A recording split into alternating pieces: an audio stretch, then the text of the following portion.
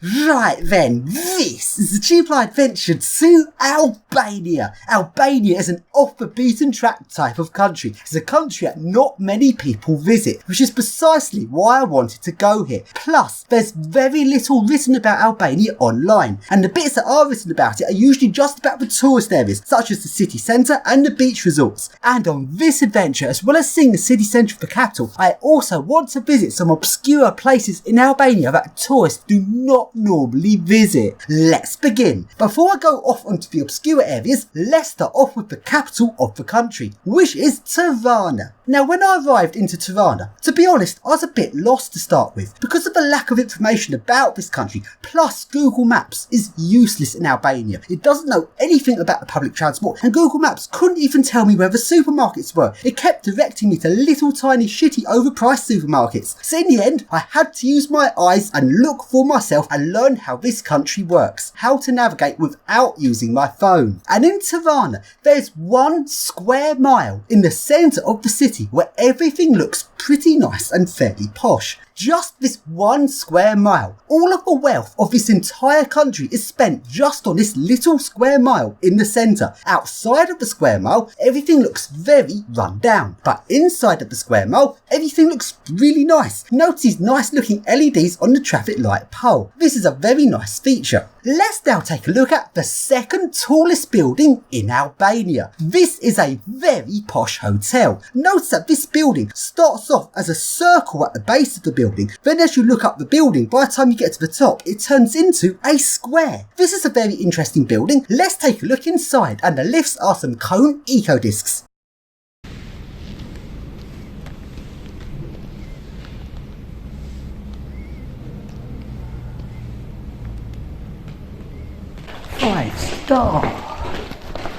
Five-star lift surf.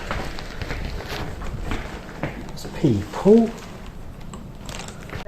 So, let's have a look at this.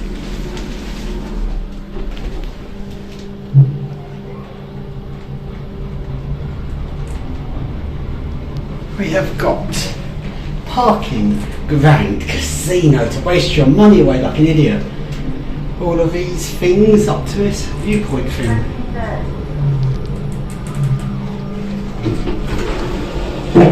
MRL, despite the high chassis, it's MRL.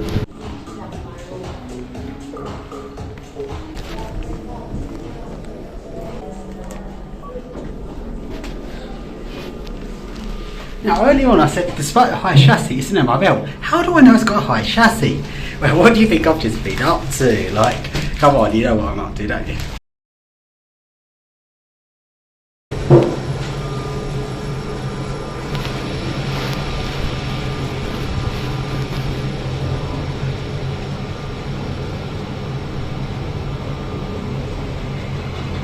Nice big chassis on this.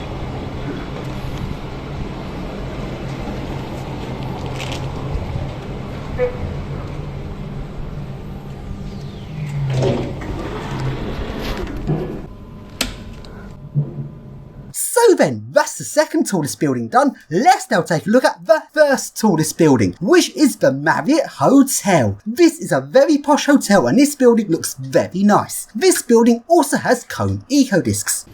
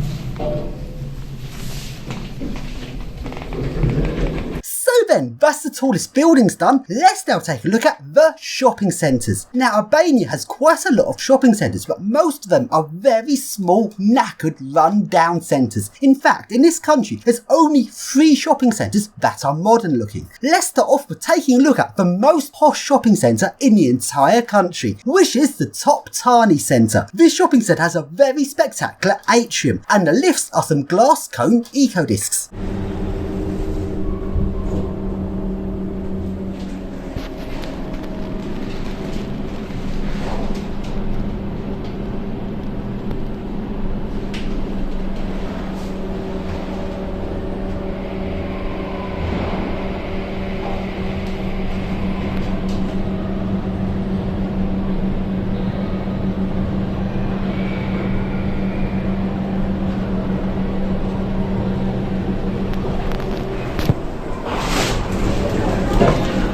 Then, here I am at the top floor of the Toptani Centre. Notice how posh this atrium is, and it's very interesting the wide variety between the really run down knackered areas of the country to the really posh areas. In fact, despite this wide variety, this is actually one of the most posh shopping centre atriums I've ever seen. Look at how many floors this shopping centre has. Shopping centres don't normally have this many floors, and it looks very nice.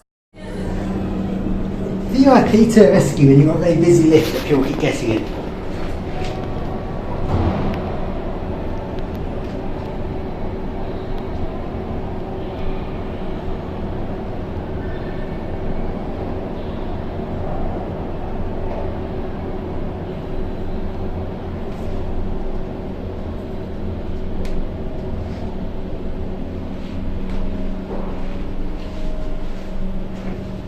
Service. So then, let's take a look at the price of food. Considering this is the most posh shopping centre in the country, I actually had a pizza here, and this pizza came to just £4.75, which I feel is very cheap. Another night, I actually came back to a shopping centre and had another pizza. This one is a 4 cheeses pizza, a bit more expensive at £5.47, but still cheap. However, Burger King is very expensive. I don't understand why Burger King charge so much compared to everywhere else. This burger here, which is pretty much just a triple cheeseburger, which they've made bun long and thin, so it's like a fallen over triple cheeseburger. The beef patty is actually very thin, it's not much to this burger, and it cost £5.75, more expensive than a pizza, and this burger is small. Why is Burger King so expensive? And as for McDonald's, there's actually no McDonald's in Albania. But what about supermarket food? Well, seems to be a big price variation as some things are very expensive, mainly things they've had to import. Meanwhile, other things are incredibly cheap. And if you're strict at only buying the cheap stuff, you can actually get good value from the supermarkets. Although that said, there's very little choice in the supermarkets. So despite getting off to a frustrating start in Burger King, which cost £5.75 for a little tiny burger, and I thought everything was going to be expensive, turns out some things are expensive, but other things are very cheap. These olives came to about 45p in UK money, with 56 euro cents. That's about 45p. That is very cheap. This is half yoghurt and half milk, and that came to about 45p as well. And cheese is £1.50. So then, as we've just looked at a posh shopping centre, for comparison, let's now take a look at a run-down shopping centre. And this shopping centre is very dilapidated. All of the escalators in this shopping centre do not work. The building work of this building seems very questionable, especially considering this gap between the 2 escalators. And the escalators themselves, notice there's a missing glass panel on this escalator. This is the sort of thing you'd normally see in an abandoned building, not an active building. Plus, the steps on this escalator are so wobbly that the escalator does not feel safe. No wonder it's not working. And in this shopping centre, one of the lifts was actually working. Let's take a look at it. This is a very cheap and nasty lift.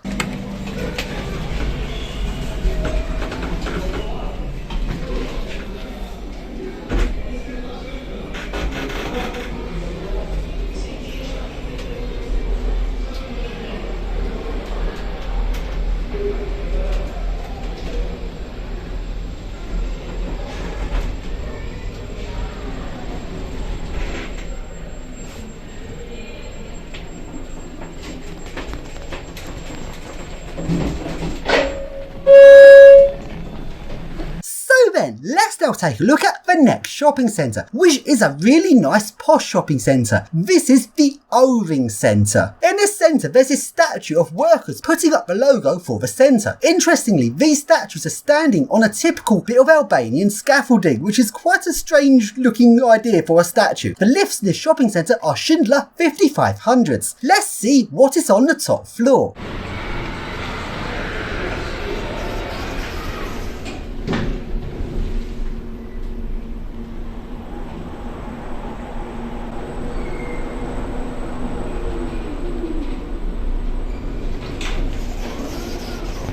And on the top floor of these lifts, there is an abandoned floor. This floor is not locked off, so I'm very surprised there isn't any homeless people sleeping up here. It's this strange that its entire top floor is abandoned and the lifts just let me up here.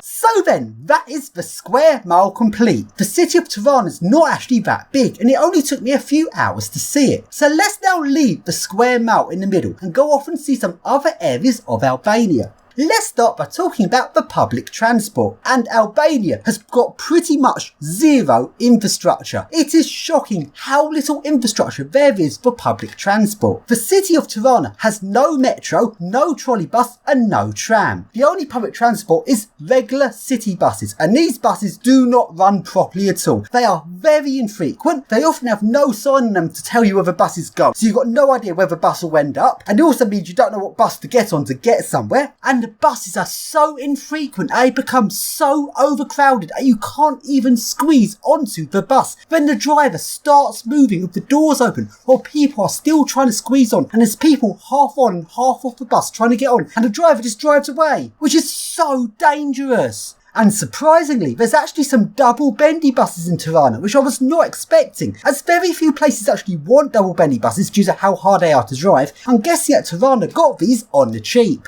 So then, let's now talk about the intercity transport, the transport between cities. As all of the railways in Tirana have now gone abandoned, which we're going to talk about more later on, the only way to get outside of Tirana is by the long distance buses. And the long distance buses do not start in the city centre. So you actually have to get out to the outskirts of the city before you can get on a long distance bus, which is very annoying considering how bad the city centre buses are. In the end, I actually had to walk 2.5 miles out to the outer town bus station to get onto the long distance buses. In fact, I spent more time on this trip just walking between the city centre and the bus stations than I did anything else. There's actually 2 out of town bus stations in Tirana, the north and the south bus stations. Let's start off by taking a look at the north bus station. Right then, let the adventures begin, where I now go off the beaten track and leave the capital of Tirana and go out to some obscure places in Albania. Now, taking a look at the north bus station, firstly, notice the absolute lack of infrastructure. It's just an empty piece of land with buses on. And also notice how fun this bus station looks with all of those knackered looking buses. In fact, this reminds me of the scenes of the YouTuber Bored and Bankrupt. Bored and Bankrupt is this YouTuber who explores ex-Soviet countries and often takes little buses out to really obscure villages to see what is there. And this bus station really reminds me of his videos, and this actually inspired me to get on a little bus, go right into a really remote obscure part of Albania to go off on an adventure. So I looked around the bus station and I chose the most knackered little bus I could find. Let's get on this bus and go off into the countryside. I actually went on this bus for an hour along to the little village of Las. Although I didn't actually go into the village, I actually got off a few stops before on the outskirts of the village. I am now in the middle of nowhere. I'm now in a very remote, obscure part of Albania, somewhere off the beaten track that tourists do not visit. Let's take a look around and see what I'll find. Let's start off by taking a look at the train station. All of the railways in Albania have now become abandoned. There are now no trains running in the entire country. Albania allowed their railways to get so neglected and dilapidated that they could no longer run a train service. And that is very sad and completely ridiculous, especially since the railways are very extensive here and actually go to loads of little villages, and they just allowed their railway service to collapse, meaning now the only way to get around Albania is on the appallingly bad bus service. I am quite lost for words of this. Now later on in the video, I'm going to show you some abandoned trains. As for the station in this little village, there's not really anything left of the station to show you. So then, I was now going to take a look around this little village. And when I was filming this video clip to show what a village looked like, this is where things went wrong. As I was walking off, some random guy drove up next to me in his car and started screaming at me in Albanian. I had no idea what he was saying, but he was very angry. I tried to walk off and then he followed me in his car. Then I turned around and tried to walk the other way, and then this guy did a 3-point turn and then continued to follow me. This got very scary. I had no idea what he was saying. I'm in the middle of nowhere. Pretty much no foreigners ever come to this little village. I'm in a very remote place and this guy's now screaming and following at me, and I actually got quite scared. A few bits of English he was saying was delete video, so he wasn't happy that I took a video in his little village. Despite the fact when I took that video clip, I was only videoing the street and there was no one around, so he must have been watching me from a distance. So I don't know who this guy was, some vigilante or something, but this got very worrying. After he kept U-turning to follow me for over 10 minutes, I eventually shouted at him that I was going to phone the police, and then he drove off. But this actually got very scary, and after this I just jumped on a bus back to the capital as I didn't feel safe. And this really pissed me off. Notice that other YouTubers that enjoy going to obscure areas such as Border Bankrupt, notice how they all have perfect social skills. They are able to interact with the locals, and this would mean they'd be able to appease any idiots that take offence to them. Meanwhile, I don't have good social skills. This is something I can't do. And I feel like it shouldn't be a requirement to travel to have good social skills. I shouldn't have to appease people when I'm going to obscure places. I enjoy going off a beaten track, and I shouldn't have to have problems with idiots like this. Anyway, I now go back to the capital of Tirana, and let's now take a look at a shopping centre near the North bus station. This shopping centre was not particularly rememberable. It was a bit run down and a bit faceless. It's a bit like I put in minimal effort into making a shopping centre look good. The lifts in this shopping centre are completely utterly crap.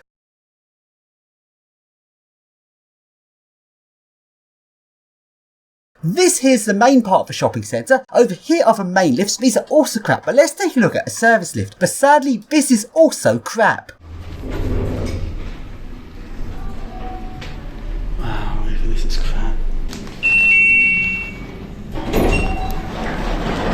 And now I go back to the North bus station and I get on another bus. This time I'm getting on a bus to the second city of Albania, which is Durrës. Although I'd personally call this place more of a town than a city. And here I am in Durrës. This here is the main bus station. And now let's take a look at the shopping centres. Into the first shopping centre, and this shopping centre's got 2 passenger lifts. These 2 lifts are not a set, and both lifts were not working.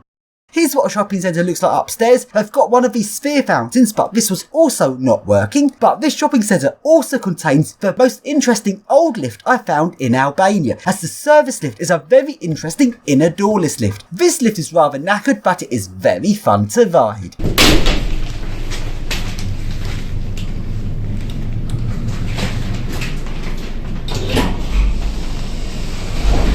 Ooh. Wow, look how dodgy that is.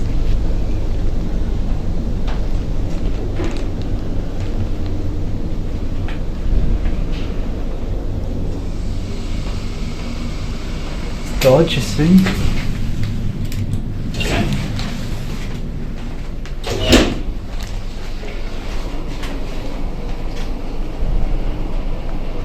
What is hanging out? Look at that.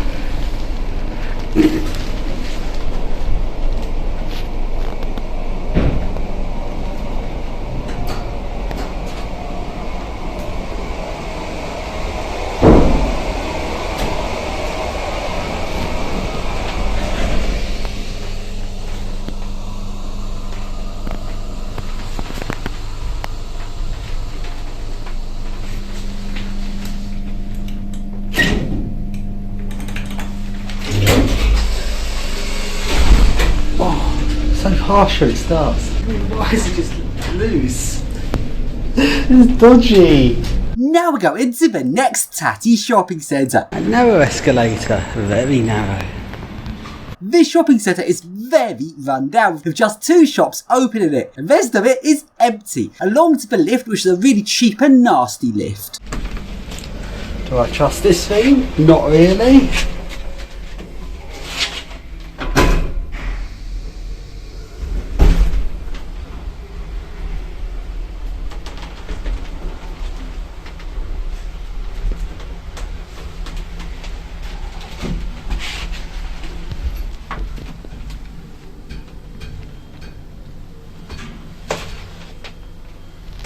Oh my slow. Come on. So here I am up at the top floor, and it is deserted up here. This shopping centre is not doing well. Let's take a look at this staircase and notice the lack of balustrade on the staircase. This would not pass safety standards in the UK. Let's take a look around this top floor, where there's just 1 shop open. I'm not even sure they're selling much in there, and everything else is empty. What a bizarre shopping centre this is.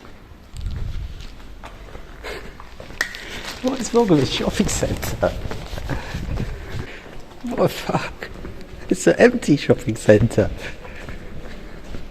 So then, the lowest floor on this lift, floor 0, is actually the basement. Outside the lift, at the staircase down to the basement, there's a big shutter across it, so you can't go down. Except they haven't locked this floor in the lift, so going on this lift goes down to the abandoned floor.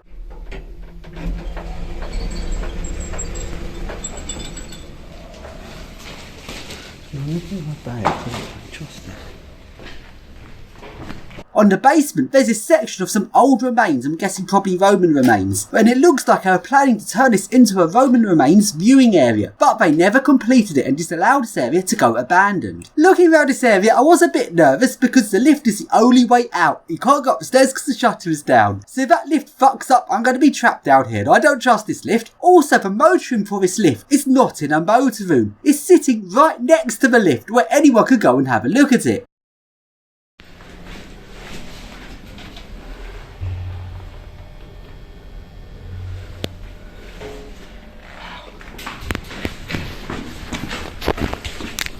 Let's come away.